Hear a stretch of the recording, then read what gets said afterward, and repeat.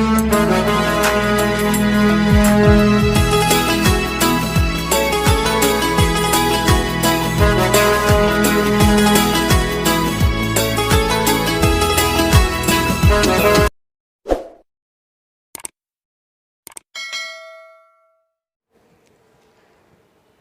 ગુરુદેવ વિદ્યાર્થી મિત્રો, કેમ છો?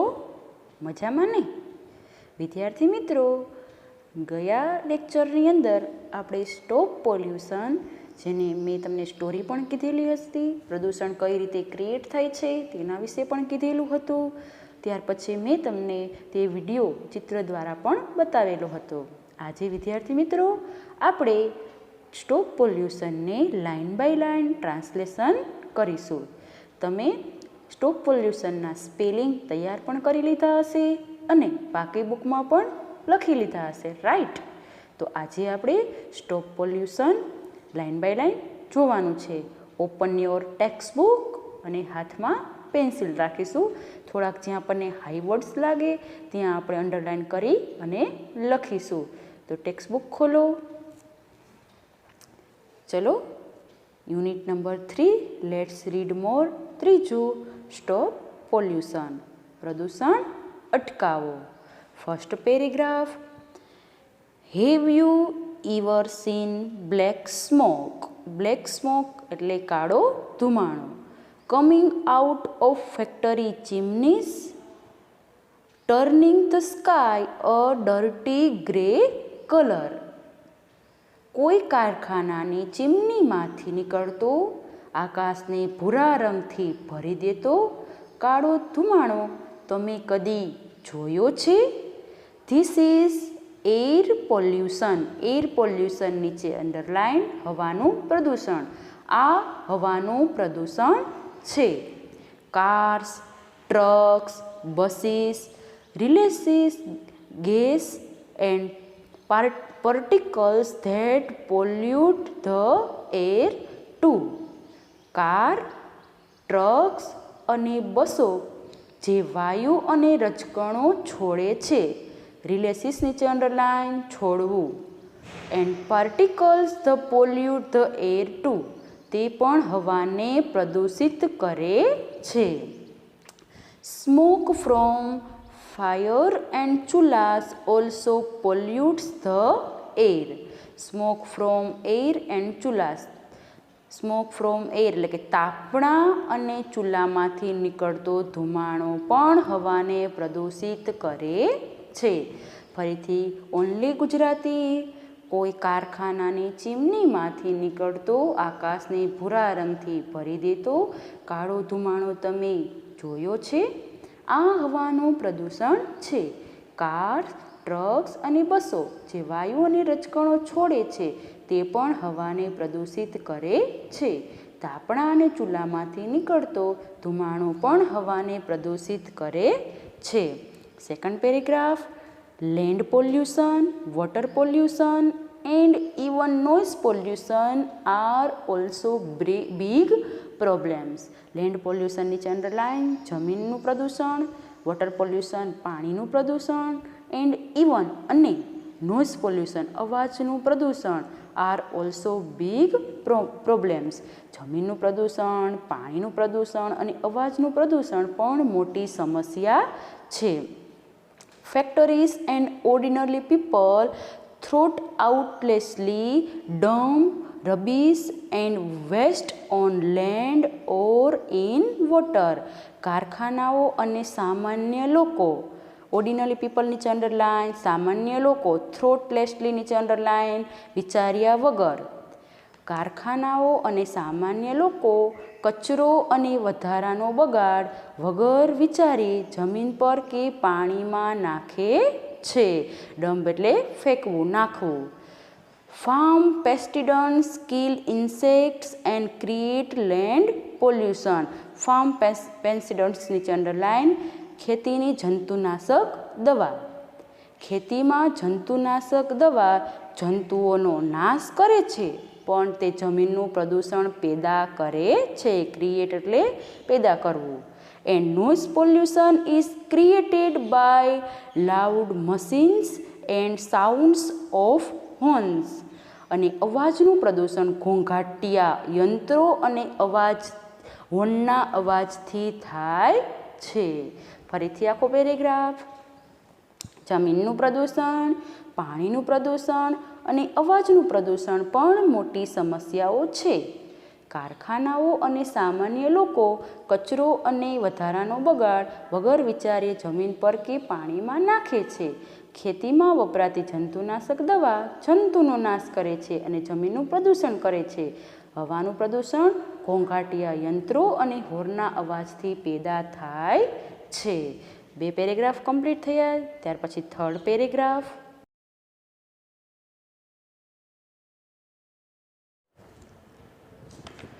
Ocean life isn't safe from pollution.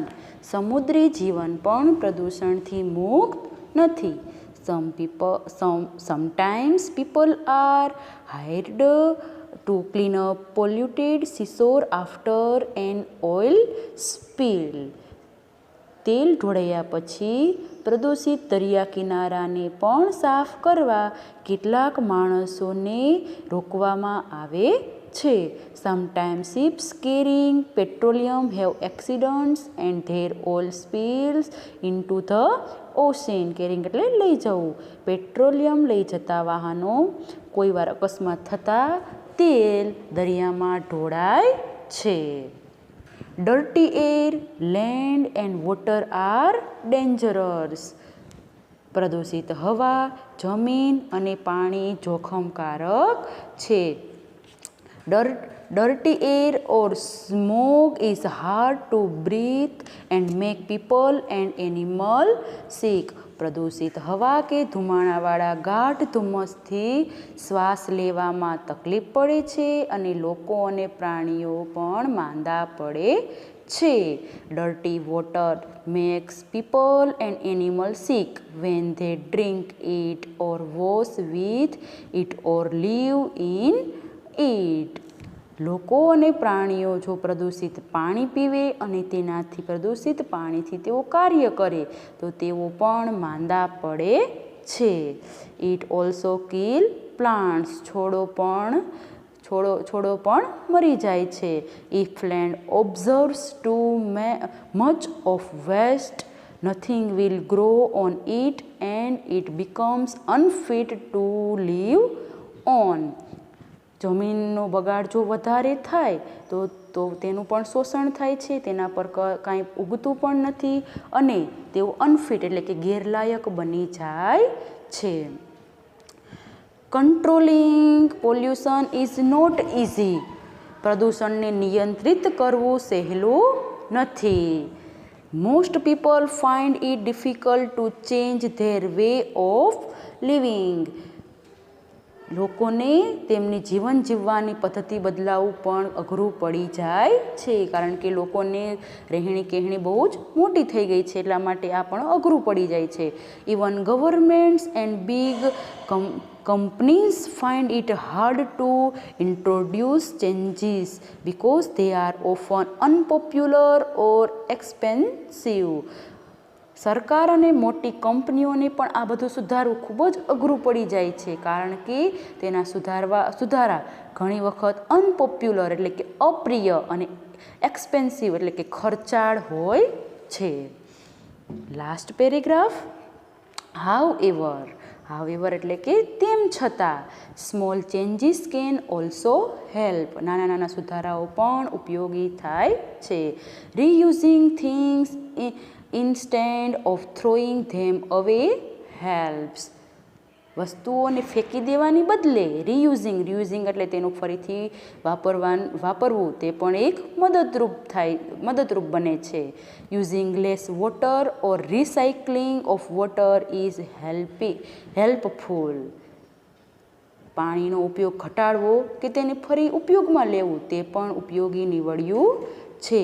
In future ભવિષ્યમાં people will learn to use cleaner forms of energy like wind power and solar energy.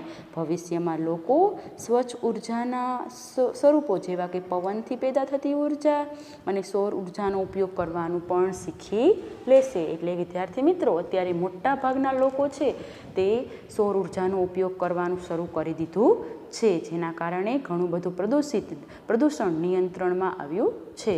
તો વિદ્યાર્થી મિત્રો, અહીંયા આપણે સ્ટોપ પોલ્યુશનના ટ્રાન્સલેશનની લાઇન બાય લાઇન ચર્ચા કરેલી છે. આ યુનિટ છે તે આપણે અહીંયા કમ્પ્લીટ થાય છે. તેના આન્સર ધ ક્વેશ્ચન MCQ આપણે નવનીતમાંથી તે લાઇન બાય લાઇન તેના ટ્રાન્સલેશન સાથે આપણે જોઈ લેવાના છે. વિદ્યાર્થી મિત્રો, નવનીતમાં page number 140 first paragraph, first question. Answer the question. What are the big problems? મોટી સમસ્યા શું છે? Land pollution, water pollution and noise pollution are the big problems. જમીનનું પ્રદૂષણ, પાણીનું પ્રદૂષણ અને અવાજનું પ્રદૂષણ મોટી સમસ્યા છે. Second, what creates land pollution? શેનાથી જમીનનું પ્રદૂષણ થાય છે? Answer, farm pesticides create land pollution. જંતુનાશક દવાથી જમીનનું પ્રદૂષણ થાય છે. Third, what do factories and ordinary people do? કારખાના અને સામાન્ય લોકો શું કરે છે? Factories and ordinary people thoughtlessly dump rubbish and waste on land or in water. કારખાનાઓ અને સામાન્ય લોકો વગર વિચારીએ વધારાનો કચરો જમીન પર અને પાણી પર ફેંકે છે. ત્યાર પછી fourth question, what creates noise pollution? ઘોંઘાટનું પ્રદૂષણ કઈ રીતે ક્રિએટ થાય છે? Louds machine and sounds of horns create noise pollution. ઘોંઘાટિયા યંત્રો અને હોર્નના અવાજથી ઘોંઘાટનું પ્રદૂષણ થાય છે. ફિફ્થ, પાંચમો question, what happens when ships carrying petroleum have accidents? પેટ્રોલને લઈ જતા વાહનોનો અકસ્માત થાય તો પછી શું થાય છે? When ships carrying petroleum have accident their oil spills into the ocean. તે દરિયા કિનારા પર, દરિયાની અંદર તે પાણીમાં ઢોળાય છે, જેના કારણે પાણીનું પ્રદૂષણ થાય છે. MCQ. ફર્સ્ટ MCQ, ખાલી જગ્યા કિલ ઇન્સેક્ટ્સ. ઇન્સેક્ટ એટલે જંતુઓ. ખાલી જગ્યાથી જંતુઓનો નાશ થાય છે. ફાર્મ પેસ્ટિડન્ટ્સ જંતુનાશક દવા. સેકન્ડ, ખાલી જગ્યા creates land pollution. Answer D, farm pesticides. Third, ખાલી જગ્યા ક્રિએટ પોલ્યુશન ઇન ઓશિન. દરિયામાં ખાલી જગ્યાથી પ્રદૂષણ ફેલાય છે. Oil spills. Fourth MCQ, loud machine and horns create. Answer D, noise pollution. Fifth, oil spills create. Answer B, water pollution. Paragraph second, first question, what is dangerous? જોખમકારક શું છે? Dirty air, land and water are dangerous. ગંદી હવા, જમીન અને પાણી જોખમકારક છે. Second question, what makes people and animals sick? શેનાથી લોકો અને પ્રાણીઓ બીમાર થાય છે? વાય? શા માટે? Answer, dirty air or smoke makes people and animals sick because it is hard to breathe. ગંદી હવા અને તેને ધુમાડાથી લોકો બીમાર પડે છે, પ્રાણીઓ પણ બીમાર પડે છે, કારણ કે બ્રેથ એટલે શ્વાસ લેવામાં તકલીફ પડે છે એટલા માટે. Third, what kills plant? જેનાથી છોડો મૃત્યુ પામે છે. Dirty water kills plant. Fourth question, અધૂરું સેન્ટેન્સ કમ્પ્લીટ કરો. If land absorbs too much waste. Answer, nothing will grow on it and it become unfit to live on. MCQ. First MCQ, ખાલી જગ્યા is hard to breathe. Answer, dirty air. Second, dirty water. Answer A, kill plants. Third paragraph, first question, what is not easy? સહેલું શું નથી? Answer, controlling pollution is not easy.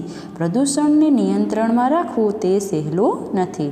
Second sentence complete કરો. Most people find it difficult to change their way of living. Third, why do governments find it hard to introduce changes. સરકારને આ બધું બદલવામાં શું અઘરું પડી જાય છે?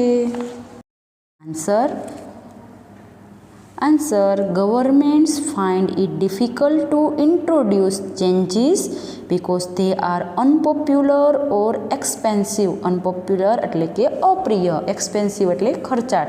સરકારને આ બધું બદલવું ખૂબ જ અઘરું પડી જાય છે કારણ કે તે એકદમ ખર્ચાળ અને અપ્રિય બને છે. Fourth question, name the cleaner forms of energy. સૌર ઉર્જાના નામ આપો. Wind power and solar energy are the cleaner forms of energy.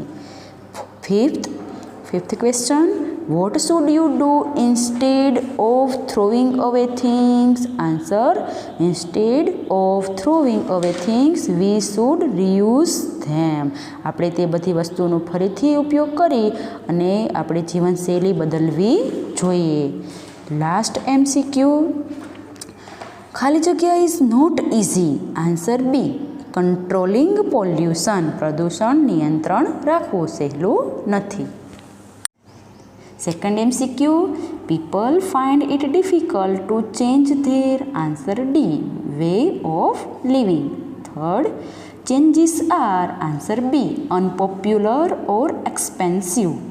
Fourth, ખાલી જગ્યા things always helps. Answer A, reusing. Fifth, ખાલી જગ્યા of water is helpful. Answer C, recycling. વિદ્યાર્થી મિત્રો, અહીં આપણે ટ્રાન્સલેશનની સાથે સાથે આન્સર ધ ક્વેશ્ચન અને MCQ કમ્પ્લીટ કર્યા. એટલે let's read more. Unit number 1, don't be stupid. Unit number 2, Peter the eater. And ત્રીજો, સ્ટોપ પોલ્યુશન. આપણું અહીંયા સુધી સિલેબસ કમ્પ્લીટ છે. હવે આપણે સિલેબસમાં જોઈ તો unit number 4 and unit number 5 let's read more, આ બે યુનિટ અને રેગ્યુલર યુનિટમાં 5મા નંબરનો આટલું આપણે બાકી છે. તો જેટલું આપણે કમ્પ્લીટ થાય છે એટલું આપણે તૈયારી સાથે બધું જ સાથે આપણે કમ્પ્લીટ કરીશું. અત્યારના આ લેક્ચરની અંદર બસ અહીંયા સુધી આપણે પૂરું કરી છે.